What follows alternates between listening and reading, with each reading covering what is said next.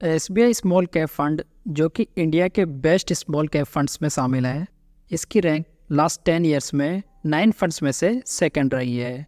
लेकिन last 5 years से ये फंड रिटर्न्स तो बढ़िया बना रहा है, लेकिन इसकी रैंक 19 फंड्स में से 11 हो चुकी है। साथ ही इसकी पोजीशन लास्ट 3 ईयर्स में और भी वर्स्ट हो चुकी है। तो दोस्तों, आज इस वीडियो में हम इस स्मॉल कैप फंड का डिटेल में रिव्यू करेंगे, जिसमें कि हम फंड को rolling returns, portfolio, risk ratios और रेटिंग के बेसिस पर रिव्यू करेंगे। साथ इस वीडियो के लास्ट में हम ये भी जानेंगे कि क्या इस फंड में इन्वेस्ट करना चाहिए या नहीं। तो चलिए वीडियो शुरू करते हैं। एसबीआई स्मॉल कैप फंड काफ़ी पुराना फंड है, जो कि 9 सितंबर 2009 को लॉन्च हुआ था। फंड का benchmark index S&P BSE 250 small cap TRI है, जबकि इसका लेटेस्ट AUM 25,525 करोड़ रुपए हो चुका है। मतलब कि काफ़ी बड़ी संख्या में निवेशकों ने इस फंड में इन्वेस्ट किया हुआ है। फंड के डाइट प्लान का एक्सपेंस रेशो देखें तो ये 0.68% है, जो कि कैटेगरी एवरेज 0.59% से थोड़ा बहुत ज़्यादा है। फंड मैनेजर्स की बात करें तो स्कीम को 2013 से मिस्टर R श्रीनिवासन मैनेज कर रहे हैं। मतलब कि स्कीम के फंड मैनेजर में रिसेंटली कोई चेंजेस नहीं हुए हैं, जिसकी वजह से फंड में एक अच्छी स्टेबिलिटी देखने को मिल जाती है। साथ ही साथ यदि हम फंड का टर्नओवर रेशो देखें तो ये जस्ट 8% है। मतलब कि फंड मैनेजर पोर्टफोलियो स्टॉक्स में ज़्यादा बदलाव नहीं करते हैं, जो कि फंड स्टेबिलिटी के लिए एक बड़ा पॉजिटिव माना जा सकता है। चलिए अब हम इस फंड को इसके पास्ट रिटर्न्स के बेसिस पर रिव्यू करते हैं। यदि इस फंड में 10 साल पहले 1,000 रुपये की मंथली SIP शुरू की गई होती तो आज हमारा इन्वेस्टमेंट 1,20,000 रुपये का होता, जबकि इसकी करंट वैल्यू 3,91,651 रुपये होती।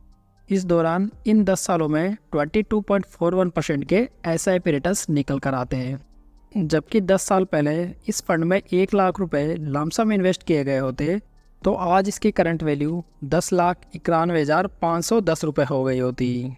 लेकिन दोस्तों, फंड की परफॉर्मेंस का एक्चुअल अंदाज़ा हमें इसके रिटर्न्स को इसके बेंचमार्क और कैटेगरी एवरेज से कंपेयर करने पर बढ़िया लगेगा।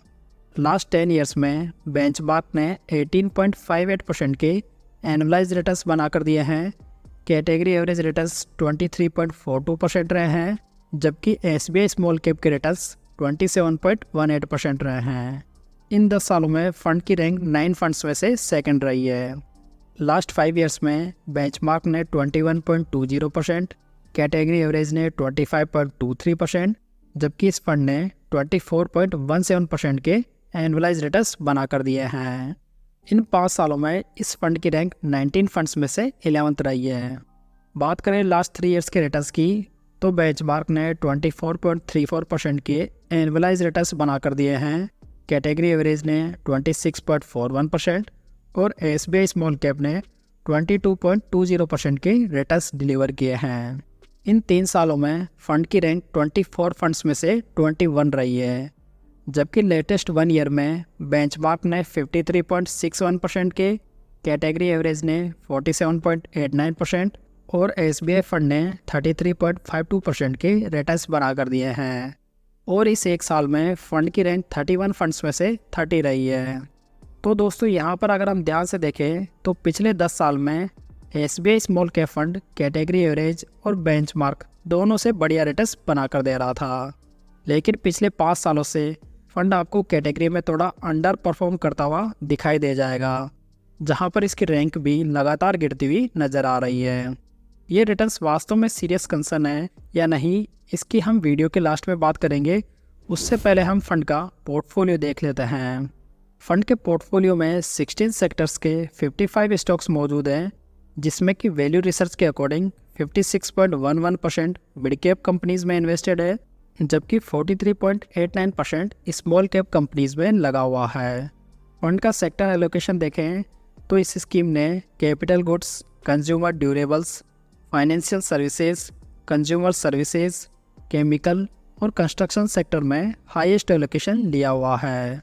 साथ ही साथ आप इनकी टॉप होल्डिंग भी देख सकते हैं, जिसमें टोटल फंड का 6.41% केस में पड़ा है, जबकि बाकी किसी भी स्टॉक में मोर देन 5% का एक्सपोजर नहीं लिया हुआ है। कुल मिलाकर देखा जाए तो फंड का पोर्टफोलियो वेल डाइवर्सिफाइड नज़र आ रहा है। नेक्स्ट अब हम इस फंड के रिस्क रेशियोज भी देख लेते हैं। फंड का बीटा 0.68 है, जबकि कैटेगरी एवरेज 0.80% है। बीटा रेशियो जो होता है वो फंड की वॉलेटिलिटी को बताता है, मतलब कि ये फंड कैटेगरी एवरेज की तुलना में कम वॉलेटाइल है। शार्प रेशियो देखें तो फंड का ये 1.24 है, जबकि कैटेगरी एवरेज 1.29 है। शार्प रेशियो जो होता है वो रिस्क एडजस्टेड रिटर्न्स को मापता है, जो कि यहाँ पर कैटेगरी एवरेज से कम है। अल्फा रेशियो की बात करें, जो कि फंड के बेंचमार्क से अधिक बनाए गए रिटर्न्स को इंडिकेट करता है, तो ये SBI का 4.87% है, जबकि कैटेगरी एवरेज 5.08% है। तो यहाँ पर देखा जाए तो लास्ट 3 ईयर्स के average risk ratios category average के मुकाबले थोड़े कमज़ोर दिखाई दे रहे हैं। दोस्तों सबसे इम्पोर्टेंट बात यह है कि अभी सेबी की नई गाइडलाइंस के अकॉर्डिंग सभी स्मॉल कैप फंड्स और मिड कैप फंड्स को स्ट्रेस टेस्ट हर 15 दिन में रिलीज़ करना होगा। तो आप इस टेबल में देख सकते हैं कि SBI स्मॉल कैप फंड को अपना 50% पोर्टफोलियो सेल करने में 60 डेज़ लग जाएंगे। मतलब कि इस फंड ने काफ़ी ऐसे स्टॉक्स में इन्वेस्ट किया हुआ है जिनमें कि लो लिक्विडिटी है। साथ ही ये डेज सभी स्मॉल कैप फंड्स में सबसे ज़्यादा भी हैं। हालांकि देखा जाए तो नॉर्मल मार्केट में ये इतनी बड़ी समस्या नहीं है, लेकिन जब मार्केट में ज़्यादा बड़ा करेक्शन देखने को मिलता है तो फंड में लिक्विडिटी की समस्या आ सकती है। अगर फंड की रेटिंग की बात करें तो क्रिस्टल की करंट रेटिंग ओनली 1 स्टार की है, जबकि वैल्यू रिसर्च की रेटिंग 3 स्टार है। दोस्तों यदि आप म्यूचुअल फंड्स, स्टॉक्स और IPO में इन्वेस्ट करने के लिए डीमैट अकाउंट ओपन करवाना चाहते हैं तो आपको इंडिया के बेस्ट ब्रोकर्स का लिंक नीचे डिस्क्रिप्शन बॉक्स में मिल जाएगा, जहां से आप फ्री में अपना डीमैट अकाउंट ओपन करवा सकते हैं। दोस्तों SBI small cap fund last 10 years में रिटर्न्स के मामले में सेकंड पोजीशन पर रहा है। हालांकि लास्ट 5 ईयर्स में फंड के returns up to the mark नहीं रहे हैं, बावजूद इसके फंड लास्ट 10 ईयर्स में सेकंड पोजीशन पर कायम है। मतलब कि फंड वास्तव में एक अच्छा स्मॉल कैप फंड है, लेकिन अभी फंड की स्ट्रेटजी परफेक्टली काम नहीं कर रही है। यदि आप इनके लॉन्ग टर्म चार्ट को भी देखेंगे तो ये फंड बीच में कई बार अंडर परफॉर्म कर चुका है। इसलिए सभी सिचुएशन को देखते हुए ऑलरेडी इन्वेस्टेड निवेशक फंड को कंटिन्यू कर सकते हैं, लेकिन उन्हें साल भर बाद में फंड को वापस रिव्यू करना होगा, और फंड यदि फिर भी अंडर परफॉर्म कर रहा होगा तो फंड को स्विच करने के बारे में सोचा जा सकता है।